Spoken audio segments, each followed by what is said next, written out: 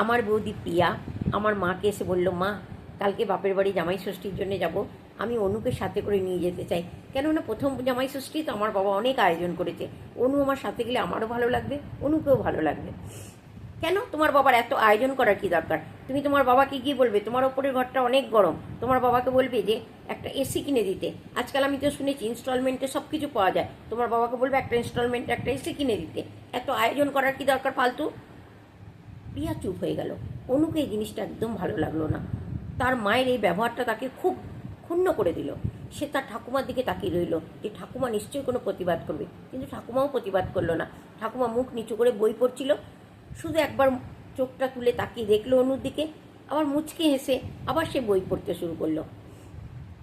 অনুর ঠাকুমা হচ্ছে স্কুল টিচার ছিলেন, রিটায়ারমেন্ট, তার পয়সাতেই ঘর চলে। তার ঠাকুমার কথার উপরে বাড়িতে কেউ কথা বলতে পারে না, কেননা আজও ঠাকুমার পয়সাতেই ঘর চলে। তার বাবা, অনুর বাবা এবং অনুর ভাই এত পয়সা ঘরে দেয় না খরচার জন্যে, তারা তাদের পয়সা তাদের কাছেই রাখে। এবার কিচ্ছু বলল না প্রিয়ার অনেক মনটা ছোট হয়ে গেল। পরের দিন সকালে প্রিয়া এবং তার পতি দুজনে চলে গেল জামাই ষষ্ঠীর জন্যে তাদের বাড়ি। কিন্তু সকালবেলায় দেখলো অনু তার বাবা এত মাছ, এত খাসির মাংস সমস্ত কিছু নিয়ে ঘরে ঢুকছে। অনুর মা তো রেগে ফায়ার, কি তোমার মাথা খারাপ হয়েছে নাকি? তুমি এত পয়সা খরচা করে কেন সব কিনে এনেছো? তখন ভেতর থেকে ঠাকুমা পুজো করছিল, বেরিয়ে এসে বললো, বৌমা এগুলো আমি আনতে বলেছি, আর আজকে রান্নাটা আমি করব, তুমি টেনশন করো না। আমার মা অবাক, চুপ হয়ে গেল। আমার মা কিচ্ছু বলতে পারলো না। আমার মা সবসময় আমার বাবার উপরে বেয়াদপি করে, কেন জানি না। আমার ঠাকুমার মতন একটা মানুষের ছেলে হয়ে কেন এত সব সহ্য করে আমি সেটা জানতাম না। কিন্তু দেখলাম দুপুরবেলাতে আমার মামার বাড়ির সবাই এসে হাজির, আমার মামা মামি তাদের বাড়ির সবাই এসে হাজির। আমার মামি এসে বলল যে একদিন আমি মাসিমাকে বলেছিলাম আমার বাপের বাড়িতে জামাই ষষ্ঠী হয় না, আমার মনটা খুব খারাপ, সেই জন্যে মাসিমা আমাদেরকে পরশু রাত্রিরেই ফোন করে বলে দিয়েছিল তোমরা সবাই আসবে আমাদের বাড়িতে জামাই ষষ্ঠী, এবার আমরা এখানে মানাবো। সেই জন্য আমরা সবাই এসেছি এখানে আজকে জামাই ষষ্ঠী মানাতে। সারা দুপুর খুব হই হুল্লোড় করে সবাই খেয়ে দিয়ে খুব আনন্দ করা হলো, খুব আনন্দের আজকে সারা দিনটা কাটলো। ঠাকুমা নিজে হাতে করে সব কিছু রান্না করলো।